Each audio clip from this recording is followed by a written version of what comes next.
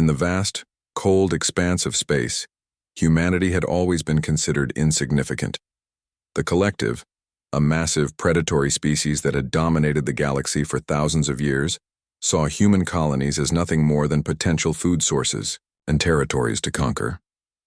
Captain Kim Park stood on the bridge of the Starship Horizon, her dark eyes fixed on the holographic display showing the incoming alien signatures.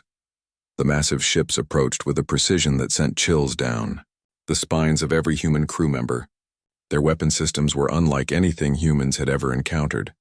Enormous, sleek constructions that seemed to pulse with an alien intelligence. Lieutenant Huan Li watched the incoming data streams, his fingers moving quickly across the holographic interface. "They're not slowing down," he reported, his voice tight with tension. The usual calm of space exploration had been replaced by a growing sense of dread. The first attack came without warning. 3 human colony worlds went dark within hours.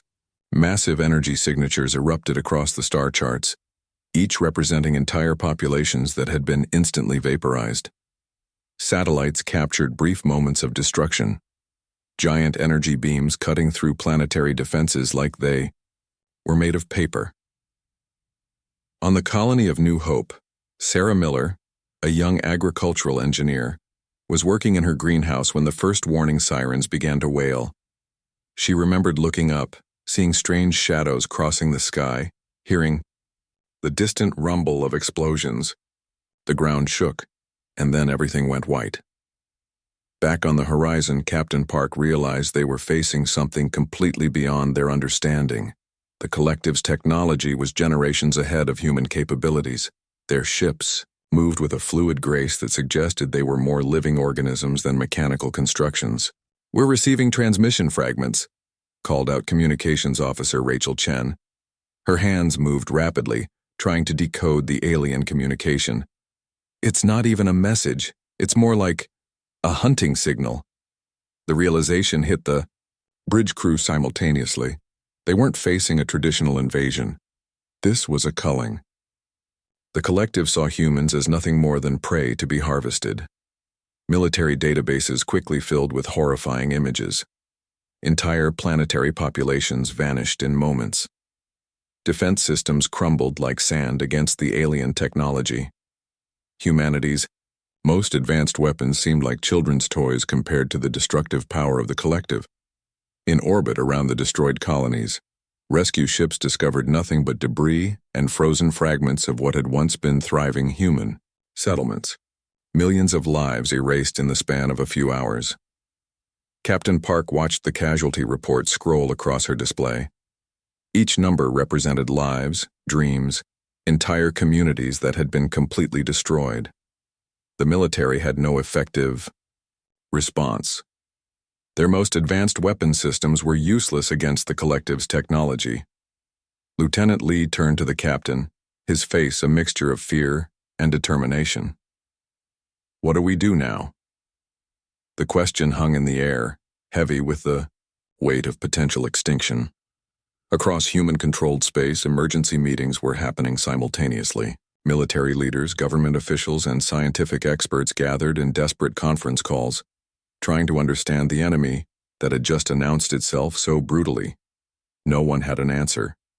No one knew how to fight an enemy that could destroy entire worlds with what seemed like a casual gesture. The collective's ships continued their methodical approach, moving through human territories like a harvesting machine. They showed no emotion, no hesitation. To them, humans were simply another resource to be consumed. Captain Park looked at her crew, young men and women who had trained their entire lives for space exploration, now facing a threat that could end their entire species. They were scared, but not defeated. Something in their human spirit refused to accept extinction. "Prepare all available data," she ordered. "We might not be able to fight them now, but we'll understand them. And understanding is the first step to survival." The horizon moved slowly, gathering information, watching the alien ships that seemed to promise humanity's complete destruction. In that moment, no one knew if humans would survive the coming onslaught. But hope, that most human of emotions, remained. The research station hung in space like a fragile glass bubble, surrounded by the darkness of the universe. Inside, scientists worked with a desperate energy that came from knowing their entire species faced possible extinction. Dr. Yoon Kim stood before a massive holographic display, her fingers tracing the complex patterns of the alien technology they had managed to recover from destroyed colony sites. Her team of researchers worked around her, each person focused on finding something, anything, that could give humanity a chance. "Look at this," she said quietly, pointing to a series of computational patterns. The alien weapon systems seemed perfect, mathematically precise in their destruction. But perfection, she realized, meant predictability. Across the station, computer programmers worked in shifts that never seemed to end. They analyzed every fragment of data, every captured signal from the collective's ships. Young engineers like Park Ji-sung developed complex algorithms designed to predict and counter the alien attack strategies. In a small lab tucked away from the main research areas, a breakthrough was brewing. A team of computer specialists had discovered something strange in the alien communication signals. The collective's computational systems, while advanced, followed strict logical patterns. They couldn't adapt quickly. They couldn't think outside their own programmed parameters. "It's like they're a massive computer," explained Lee Min-ho, a young programmer who hadn't slept in days. "Incredibly powerful, but ultimately predictable." The military listened carefully. After the devastating first attack, they were willing to try anything. Conventional weapons had failed completely. Now they needed something different, something unexpected. Backup came from an unexpected source. Survivors from the destroyed colonies began sharing their experiences. Each story, each fragment of information, became a piece of the puzzle. How had some people survived? What made certain colonies harder to destroy? Dr. Kim's team began to see a pattern. The collective's attacks followed precise mathematical models. They targeted specific energy signatures, used predictable approach vectors, and had clear computational, decision-making processes. "If we can break their computational logic," Dr. Kim told the military leaders during a critical briefing, "we might have a chance." The plan was crazy. Instead of building bigger weapons, they would develop adaptive technologies that could change faster than the collective could process. Computer systems that could learn, adapt, and respond in milliseconds. Military training changed overnight. Soldiers were no longer just taught to fight. They were taught to think differently, to be unpredictable. Every training simulation became an exercise in breaking traditional battle logic. Spacecraft designers began creating ships with modular systems that could reconfigure mid-battle. Weapons that could change their energy signatures instantly.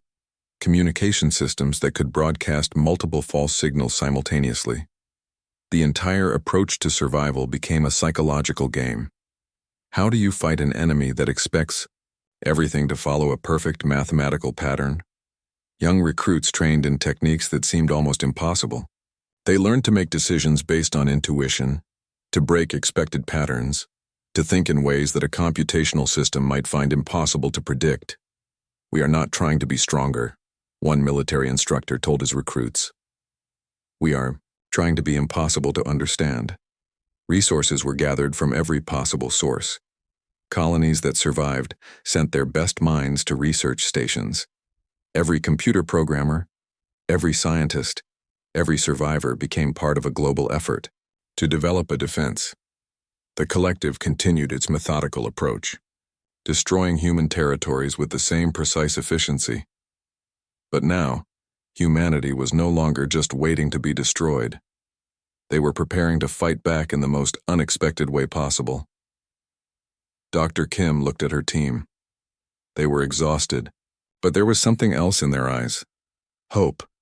The kind of hope that comes from understanding that survival isn't about being the strongest. It's about being the most adaptable. "We're going to make them understand," she said quietly, "that humanity is not just another computational problem to be solved." The research continued. In laboratories, in military training centers, in refugee camps, humans were learning their most important lesson. To survive against a perfect system, you must become perfectly unpredictable. The first test of humanity's new strategy came unexpectedly. Captain Kim Park's fleet approached the outer edges of human-controlled space, her ships looking like nothing, more than scattered debris against the massive background of stars. The collective's tracking systems struggled. What they saw was not a coordinated military formation, but a seemingly random collection of spacecraft moving without apparent purpose. Some ships appeared damaged, others seemed to be drifting aimlessly. Park's communication team worked magic. They broadcast multiple false signals simultaneously, creating a complex web of misinformation. One moment, a signal suggested a massive fleet concentration. The next, it showed complete disorder. Electronic ghosts danced across alien sensor arrays. Lieutenant Huan Li managed the quantum communication bursts. Each burst was designed to scramble the alien navigation systems, introducing mathematical chaos into their perfectly ordered computational world. It was like throwing random numbers into a precise calculation. The entire system would struggle to process. The first engagement happened near the Jupiter orbital stations.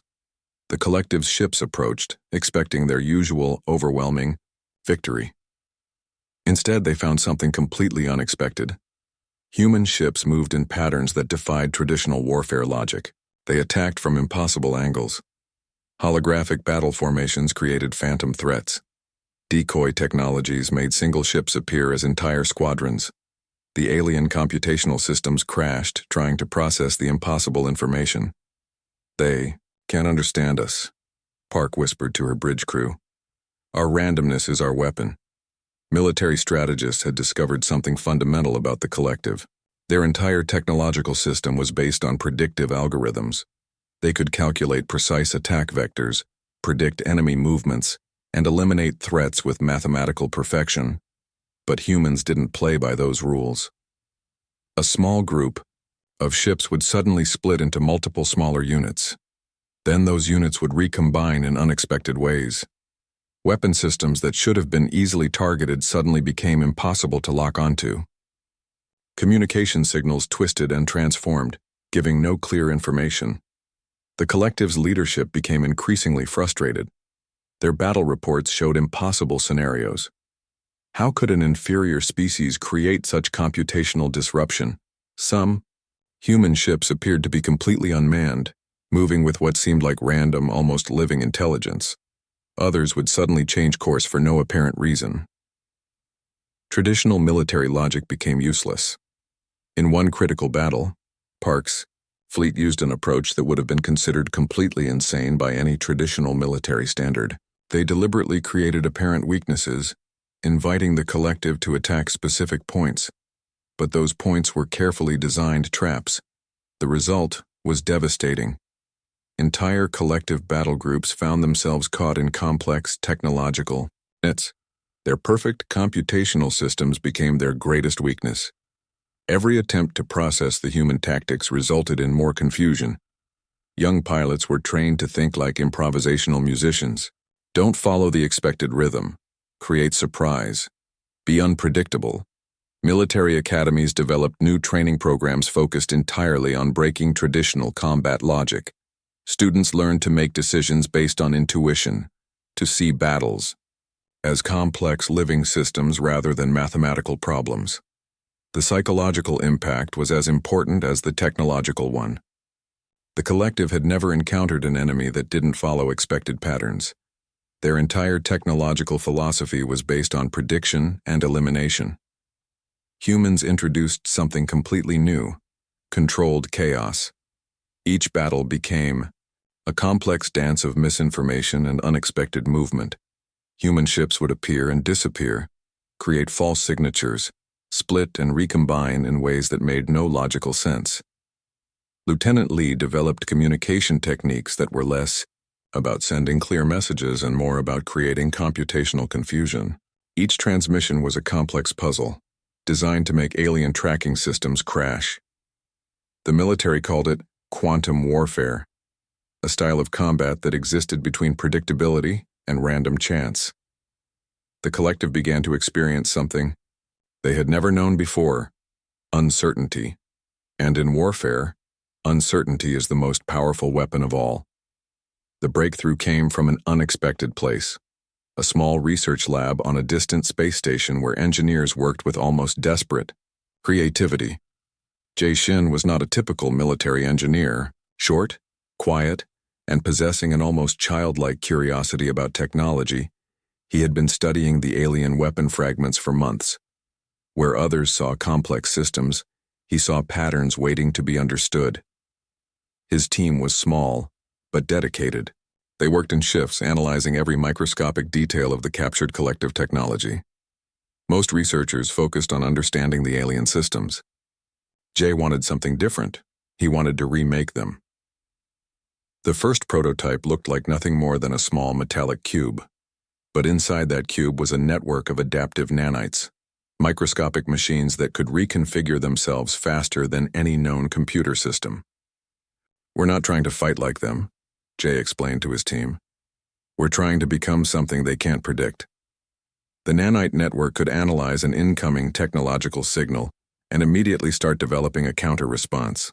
It wasn't just a defensive system, it was a living, thinking, technological organism. During the first test, nobody expected much. Military leaders watched with skeptical eyes as the small cube was placed into a simulation chamber. They had seen countless failed prototypes before, but this was different. When the simulation introduced alien weapon signatures, the nanite cube did something extraordinary. It didn't just defend, it began to understand. It learned the attack patterns in milliseconds and started developing adaptive responses. The simulation showed a collective battle group destroying a human colony. Within moments, the nanite system had analyzed the entire attack sequence. Then it started developing a complete counter-strategy, not just for defense, but for total technological neutralization. Military researchers were stunned. This wasn't just a weapon. It was a thinking system that could evolve faster than the enemy could attack. Jay's team quickly developed more advanced versions. Each nanite network could communicate internally, share information, and make collective decisions faster than any traditional computer system. They weren't just machines. They were more like a distributed biological intelligence. Production began immediately. Every available resource was directed toward creating these adaptive technological systems. Spacecraft were retrofitted. Defensive platforms were redesigned. Entire military strategies were transformed. The first real-world test came during a massive collective assault near the Mars orbital territories. Human ships equipped with the new nanite networks entered the battle looking almost defenseless. The collective attacked with their usual precise computational fury. Energy weapons that had previously obliterated entire planetary defenses were suddenly met with something completely unexpected. The human ships didn't just defend, they adapted, they learned, they transformed. Weapon systems that should have destroyed entire squadrons were suddenly neutralized. The nanite networks analyzed each attack and developed instantaneous counter-technologies. What worked in one moment would be completely ineffective in the next. Military communication channels erupted with disbelief. Pilots reported impossible scenarios. Weapon systems that seemed to think and breathe. Defensive networks that could predict and neutralize threats before they even happened. The collective's computational logic began to crash. Their perfectly designed attack sequences became useless against an enemy that could fundamentally change its technological nature in milliseconds. Jay watched the battle reports with a quiet smile. He hadn't just created a weapon, he had created a new form of technological life. "We are not trying to be stronger," he told his team. "We are trying to be something they cannot understand." The nanite networks represented more than a technological breakthrough. They were a statement about human potential, the ability to adapt, to transform, to become something entirely new when faced with impossible challenges. As the battle reports came in, one thing became clear. Humanity was no longer just fighting for survival. They were evolving, and evolution, as every species learns, is the most powerful weapon of all. The final confrontation wasn't a battle in the traditional sense. It was a demonstration of humanity's unexpected potential. Massive collective ships surrounded the human defensive line, their weapon systems charged and ready to deliver what they believed would be the final blow to the human species. They had calculated every possible scenario, predicted every potential human response. But humans didn't follow calculations. Captain Kim Park stood on the bridge of the flagship Horizon, her hands steady, her eyes focused. Around her, the ship's new nanite defense systems pulsed with an almost living intelligence. Each system was ready to adapt, to transform, to become something the collective could never understand. Lieutenant Huan Li managed the communication systems. Instead of traditional battle signals, he broadcast complex quantum patterns, messages that were simultaneously everything and nothing. The collective's computational systems began to crash, unable to process the mathematical paradoxes. The first wave of collective attacks came with their usual precision. Energy weapons that could slice through planetary shields approached the human fleet. But something different happened this time. The human ships didn't just defend. They transformed. Weapon systems reconfigured mid-attack. Defensive shields became offensive weapons. Ships that appeared damaged suddenly revealed themselves as complex, adaptive combat platforms. Each movement was a mathematical nightmare for the alien computational systems. Jay Shin's nanite networks worked their magic. They didn't just resist the alien technology. They began to understand it, to remake it, to turn the collective's own technological power against itself. Entire collective battle groups found themselves trapped in technological nets of their own design. Their perfect computational logic became their greatest weakness. Every attempt to process the human tactics resulted in more confusion. The battle looked impossible from the outside. Small human ships moved in patterns that defied traditional warfare understanding. They attacked from angles that shouldn't exist. They created holographic threats that confused the alien tracking systems. One collective commander watching the battle began to experience something his species had never known before: fear. Humanity wasn't just fighting. They were reimagining the very concept of conflict. Some human ships appeared to merge and separate like living organisms. Others created complex quantum communication networks that existed in multiple states simultaneously. Traditional military understanding became completely useless. Lieutenant Li's communication burst became legendary. A single transmission that contained more computational complexity than entire collective battle archives. It wasn't just a message. It was a statement about human potential. The final moment came unexpectedly. The collective's main command ship, a massive technological marvel that had destroyed thousands of civilizations, suddenly found itself completely neutralized, not by force, but by a complex technological understanding that transformed its own systems against it. Captain Park's final transmission was simple: predictability is defeat, creativity is survival. Across human-controlled space, something extraordinary happened. Every human, from scientists to soldiers, from children to elderly survivors, understood that they had done something more than win a battle. They had proven that humanity's greatest strength was its ability to adapt, to transform, to become something completely unexpected. The collective's computational systems collapsed, not from physical destruction, but from a fundamental inability to process the complex, unpredictable nature of human potential. Survivors would later describe it as more than a victory. It was a transformation. Humanity had entered the conflict as a seemingly helpless species. They emerged as something entirely new, a civilization that understood that true power wasn't about strength, but about the ability to change, to learn, to reimagine what was possible. In the vast darkness of space, a new chapter of human potential had begun. The universe would never be the same.